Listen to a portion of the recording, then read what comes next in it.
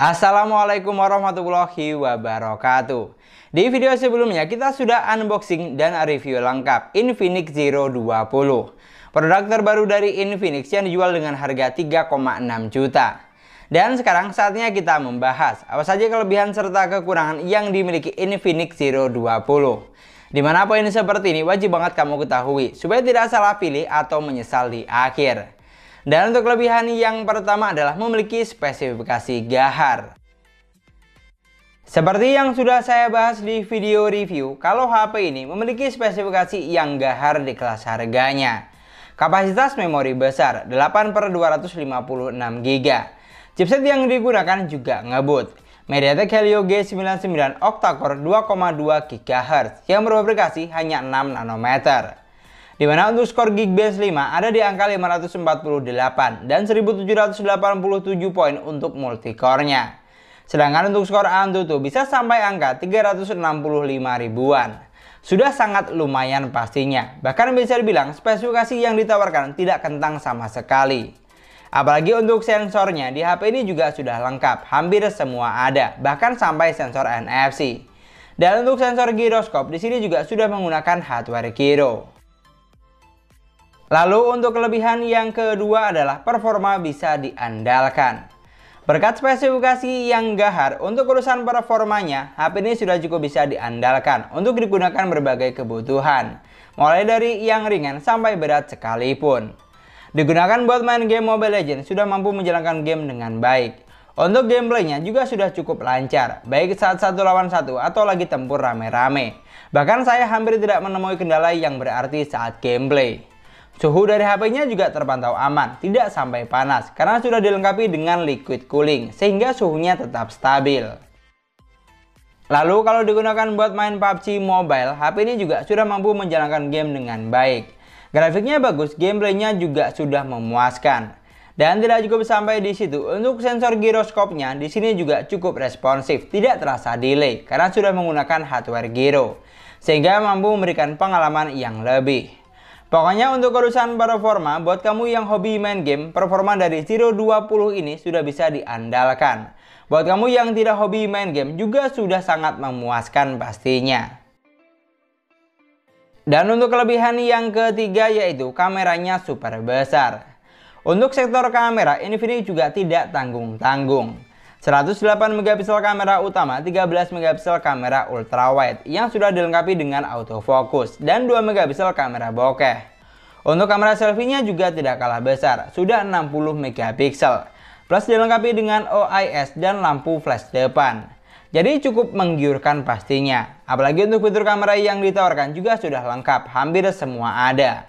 Bahkan untuk perekaman videonya sudah dilengkapi dengan ultra stabil video, baik kamera belakang maupun kamera depan. Dan buat kamu yang penasaran sebagus apa hasil foto serta videonya, kamu boleh cek di video review lengkapnya saja. Atau tinggal klik link yang ada di kolom deskripsi. Sedangkan untuk kelebihan yang keempat yaitu chargingnya super ngebut. Untuk baterai, HP ini memiliki kapasitas sebesar 4500 mAh. Dengan kecepatan charging supercharge 45 watt. Dimana charging selama 30 menit baterainya terisi sekitar 62%. Charging 1 jam sudah terisi 98%. Dan hanya butuh waktu sekitar 1 jam 4 menit untuk isi daya dari 1 sampai full 100% dengan kondisi data off. Jadi untuk urusan isi daya kamu tidak usah khawatir. Selain cepat penuh, untuk fitur AutoCAD juga sudah ada. Dan sudah disertifikasi oleh TÜV Rheinland. Jadi sudah aman pastinya. Dan untuk kelebihan yang kelima adalah desainnya mewah.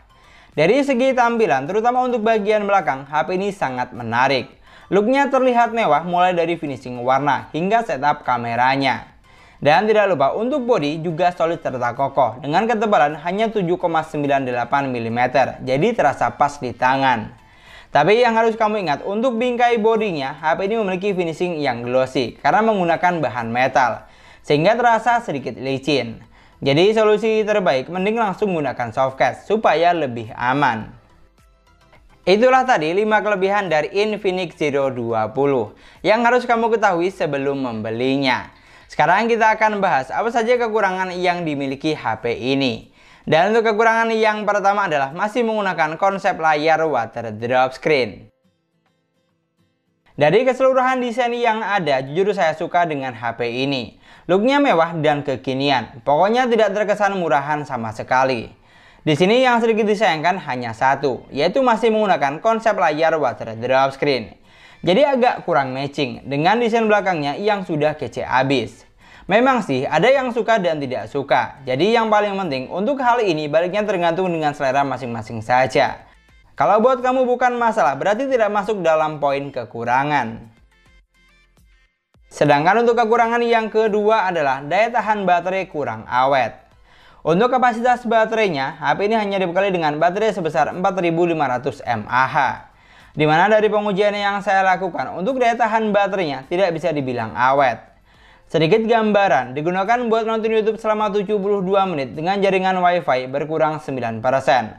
Padahal kebanyakan merek lain hanya berkurang 7% atau setiap 10 menit berkurang 1% saja. Lalu buat main Mobile Legends selama 1 jam 55 menit berkurang 28%. Dan buat main PUBG Mobile selama 42 menit berkurang 11%. Jadi buat kamu yang butuh daya tahan baterai barak boleh dipertimbangkan lagi. Tapi untungnya masih sangat tertolong dengan kecepatan chargingnya yang super ngebut alias tidak butuh waktu lama untuk isi daya sampai full 100%. Dan untuk kekurangan yang ketiga yaitu always on display-nya hanya 10 detik. Karena sudah menggunakan panel AMOLED, jadi untuk AOD atau always on display di HP ini sudah support. Bahkan memiliki cukup banyak tampilan jam. Tapi yang sangat disayangkan untuk AOD-nya ini hanya bisa aktif selama 10 detik. Tidak seperti AOD di HP Realme, Samsung, Oppo, atau Vivo. Mungkin kalau dijual dengan harga 2 jutaan seperti Infinix Note 11 atau Note 12 saya no komplain. Tapi untuk harga di atas 3 juta seharusnya ada upgrade atau peningkatan. Sesuai dengan namanya always on display. Dan itulah tadi beberapa poin utama kelebihan serta kekurangan dari Infinix Zero 20 versi sesuai harga. Di sini kalau misalnya kamu punya pendapat atau poin tambahan yang lain, kamu juga bisa banget tulis di kolom komentar supaya teman-teman yang lain biar pada tahu. Dan supaya nggak salah paham, kamu juga wajib banget tonton video review lengkapnya. Karena di sini kita hanya bahas poin-poin intinya saja yang masuk dalam kelebihan dan kekurangan. Pokoknya yang paling penting tidak ada produk yang sempurna, yang ada hanyalah produk yang cocok buat kamu. Karena semuanya pasti punya kelebihan dan kekurangan.